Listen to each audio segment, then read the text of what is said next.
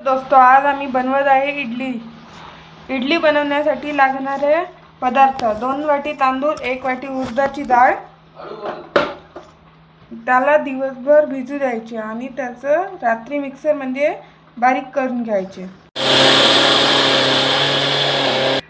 असं तांदळाचं मिश्रण तयार होते आणि त्यानंतर हे उडदाची डाळ पण तशीच मिश्रण करून घ्यायचे। आणि हे डाळीचं आणि तांदळाचं मिश्रण याला छान मिक्स करून घ्यायचं।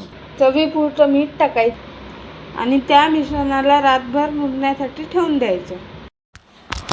इडली पात्राला पहिलं तेल लावून घ्यायचे, नंतर त्यामध्ये बॅटर टाकायचे, नंतर इडली पात्राच्या याच्यात ठेवून द्यायचं। ते 10 ते 15 मिनिट शिजू द्यायचे। छान शिजल्यानंतर अशी बनते आणि छान पंच पण येते, याला पंच पण येते।